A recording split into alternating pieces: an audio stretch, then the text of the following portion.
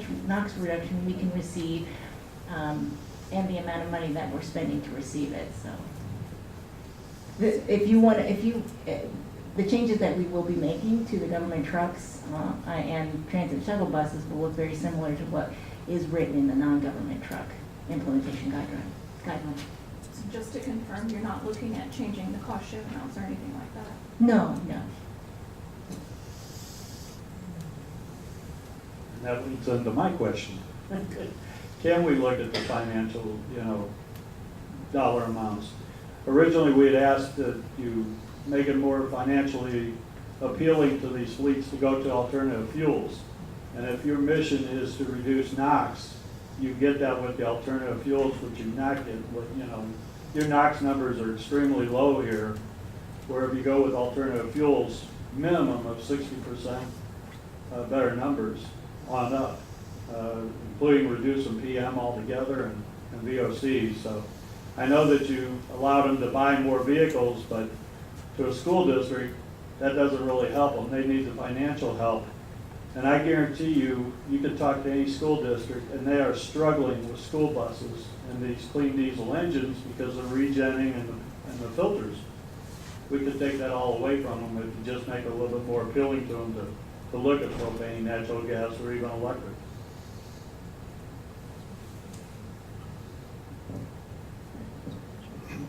So the guidelines right now are open for comment. So anything you want to comment on, send it our way.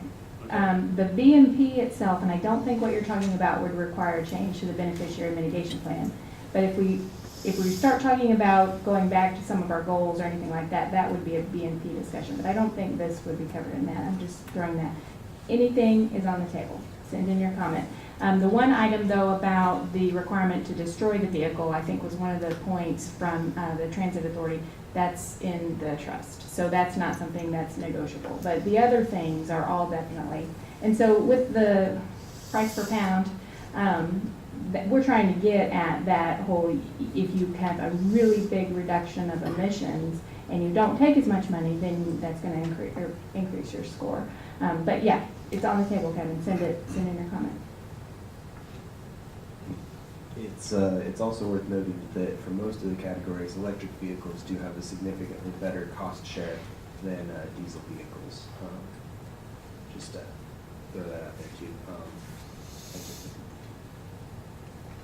I'm curious, did you have much in the way of interest in electrics? If through applications, could you comment on that? Electric transit buses, shuttles, school buses, any of that? We did have one application for replacement of diesel trucks to electric, and they were awarded, so they did score quite high. Okay, go ahead with your comment on the phone. Will gasoline also be talked about in this realm as well, with the emissions being lower than diesel and the cost effectiveness of gasoline buses as well? Yes, so we actually, we had some in fiscal year 19, we did have a couple entities apply to replace gasoline trucks with I think most of them went to a diesel. And the problem with that is that gasoline is just, in terms of NOx reduction, it's just not gonna ever get near where diesel is. So those just never scored very well in fiscal year 19. But we did consider them, and because they didn't score very well, and because they, especially if they're replacing with a diesel, they can't ever score very well. The new guidelines are specifying that we're looking for diesel vehicles, and not, and going forward, I don't think we're going to consider gasoline vehicles for replacement. But again, this is in the draft guidelines, so we would like your comments on that. So if you, I think, as Wesley's saying, if you're going from gasoline to diesel, you're not going to get those reductions. So that's why you struggle to be a competitive score of that. How about with propane applications for school buses? How is that?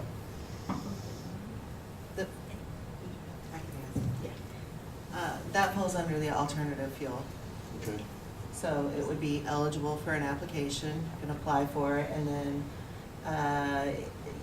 depending on how we come out with scoring on school buses, it should score probably better than diesel to diesel, maybe. Right, Wes? Okay. But the school buses have historically been a lottery, so. Right. Yeah.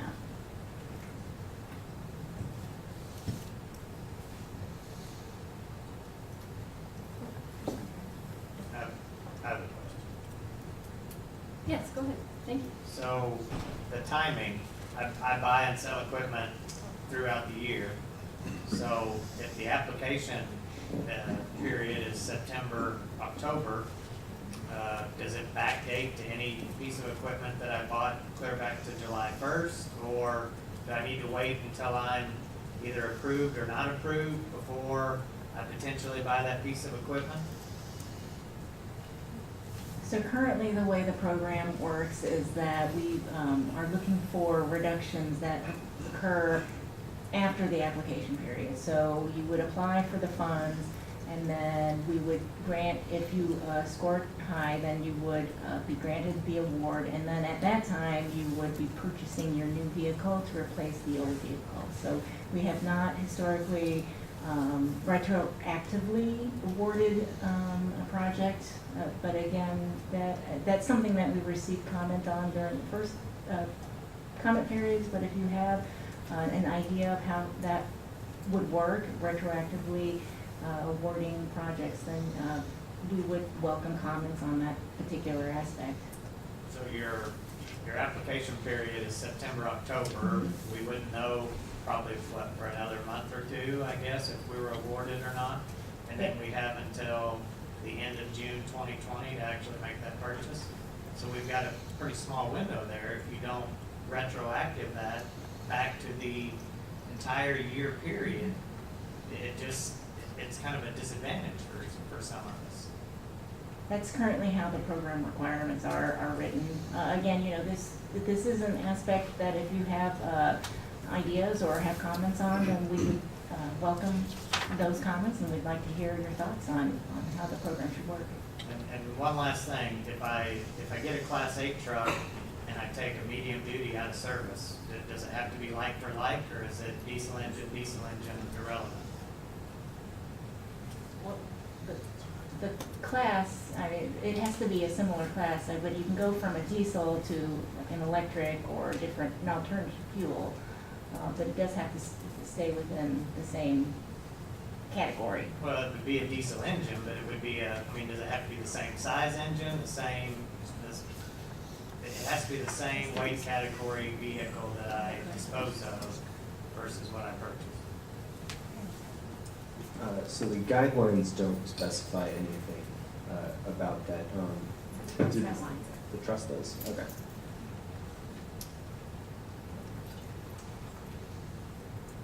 I think it would be useful to send that to us in an email so that we can look at that specifically again with the trust and make sure. Right, if this is something that's causing confusion for you, it's probably causing confusion for a lot of other people, and we would probably need to clarify that in our implementation guidelines. So that's a good comment, thank you.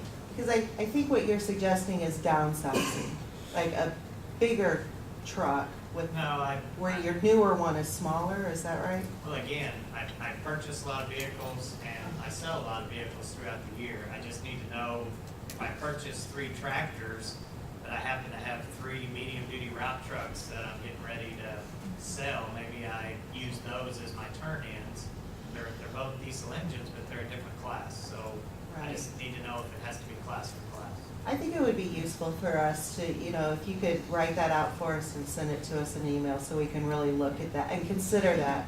Because I imagine it could be a situation for others as well.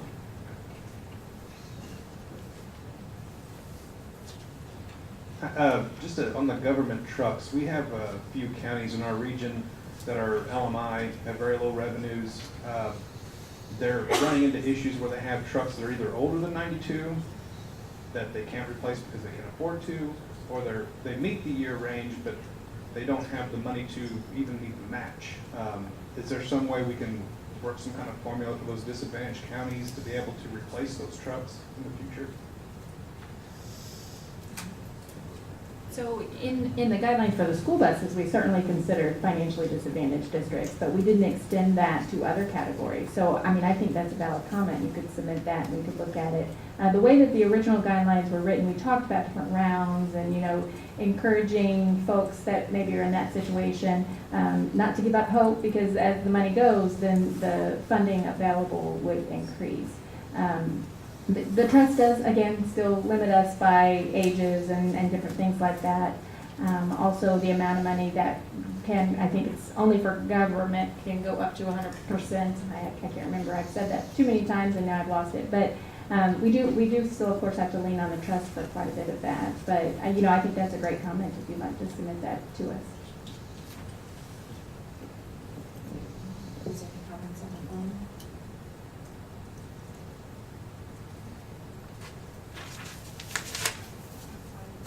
Oh, I think More question, on the discussion about emissions and scoring earlier, are you still using the EPA DEQ, or are you looking at the heavy-duty vehicle emissions calculator from Argonne,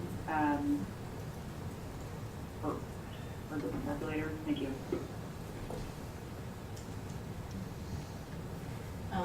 We are continuing to use the EPA's diesel emissions quantifier as our tool for determining the lifetime NOx reduction.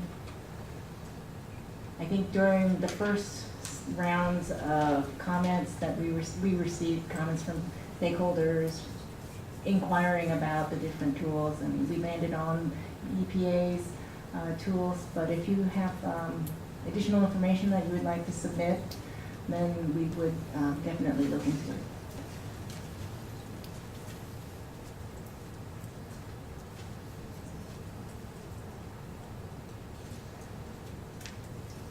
Any other questions or information you'd like to hear about? Oh, there's one. Yes, sir.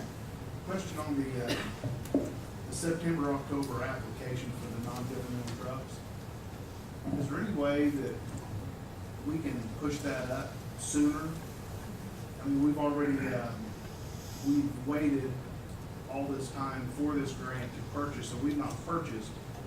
And since we can't pre-purchase, truck builds are back 4, 5, 6 months now, so we're already in the next year. So this year, we've lost a year of new equipment. So what's the odds of maybe getting that more like July, August, or sooner?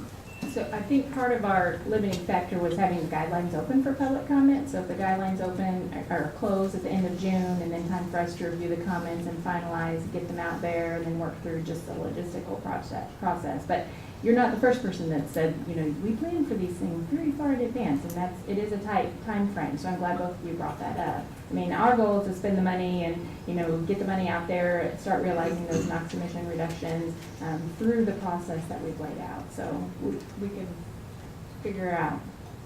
What we run into is, without the purchase of new equipment, we're trying to manage through the equipment we have and the equipment that needs to come out that potentially we can't take out. Right. So we're struggling through that right now, trying to just hold it together. Right. Thank you. And there are certain manufacturers that if we were to order trucks today, we're looking at first quarter of next year and the second quarter of next year. So if we have to have it by the end of June, I mean, you're really limiting us on our time period. And then just based on other categories, how long does the approval process take if you take applications in September, October? How long typically did it take in some of the other categories? Well, the application process, once we close it, we try to announce those as quickly as we can. So as we get the applications and we're scoring them, we wait till the last day to make sure we rank everybody, all the applications that we receive. But we know that people are anxious to know whether or not they are awarded money, so we try to turn that around very quickly. I think, I'd hate to put us on the hook, but I think we would try to get that out within a couple of weeks of closing the application process. Now, there's a lot of additional work that we have to do before we start actually doing the paperwork, but To your point about not being able to receive the new vehicle before June, we do realize that the turnaround time as far as getting the new vehicle may not align with our program, so we do recognize that, and so although we're on our state fiscal year to award the money, we're not putting people on the state fiscal year to complete the project, and that's kind of what I was saying with the projects that we started in fiscal year 2019, we're still completing those going into fiscal year 2020. So we're still rolling through those, but the bulk of the work and the award process will happen in 2020.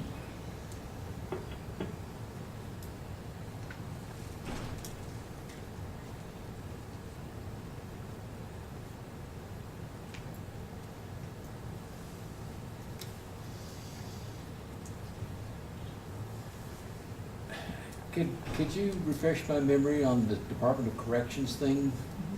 Is that money that comes right out of the government truck pool, or is this, what category are we talking about there? Are they subject to the same, those projects subject to the same implementation and cost-effective guidelines as other government trucks? So the Department of Corrections has $1 million for this year and then $1 million for next year. So they're subject to the requirements of the trust as well. And so all of our numbers are kind of approximate. We're rounding things to the nearest million, which I never thought I would round things to the nearest million. But so far, their projects are transit shuttle and government trucks. So those monies are coming out of those categories, but they're a small percentage compared to the rest. Okay, so it's not coming off the top of one particular Right. category. Correct.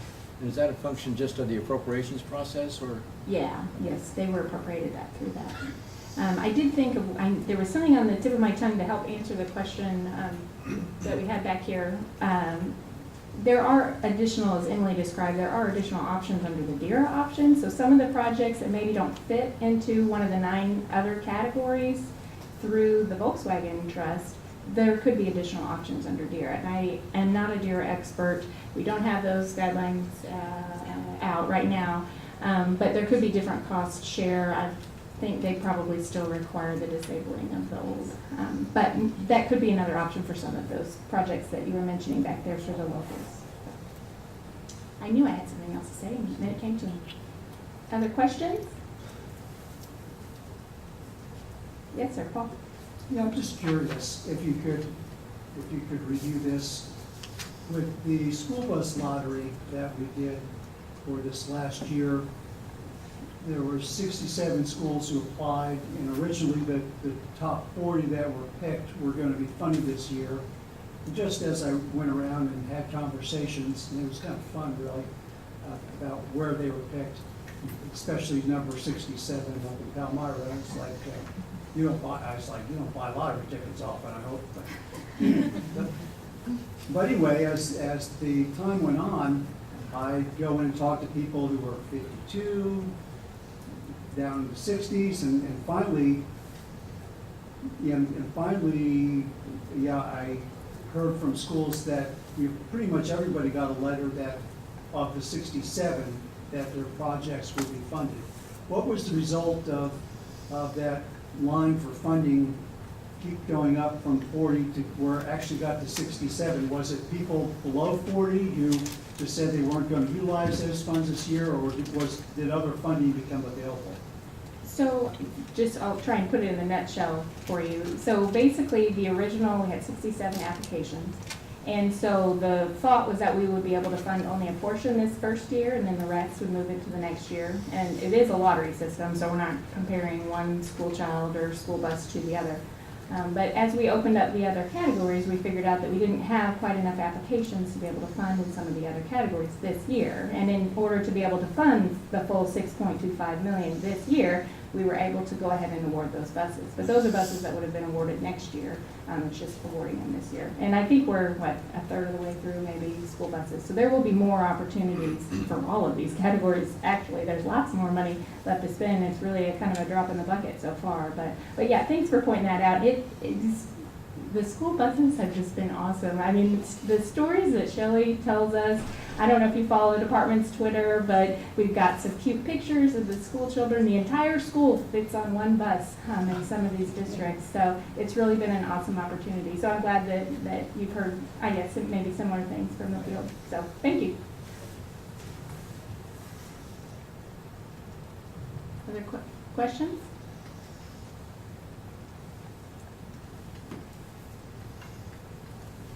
Anybody else on the phone? Does anybody have a question on the phone or comment to make?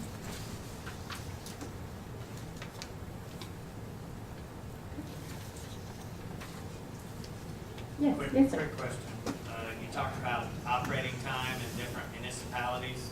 What is the proof that we're gonna have to be required to give to show where a truck is operating? What percentage of its time it's operating in this city or that city?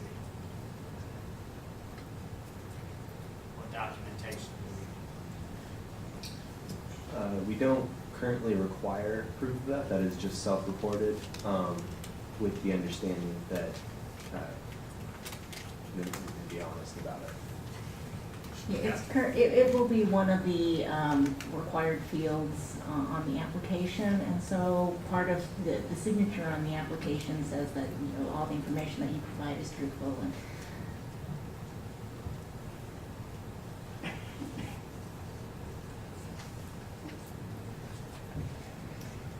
All right, well, we're happy to answer any questions you have today. You've got our contact information for the team on the slide. We'll post this, I think, the presentation, then probably the video of the meeting shortly after the meeting. We do also we report also to the Missouri Air Conservation Commission. We do plan a presentation to the commission at our July meeting, which will be held in St. Louis, so you'll get another opportunity to see that type of information presented. Other than that, going once, any other questions we'd love to hear? Okay, well, we'll hang out here. We'll be here for a little while yet today. The comment period on the guidelines that are out right now closes June 28th. And we look forward to your comments. And we look forward to the next round of application. All right, well, thanks, everyone.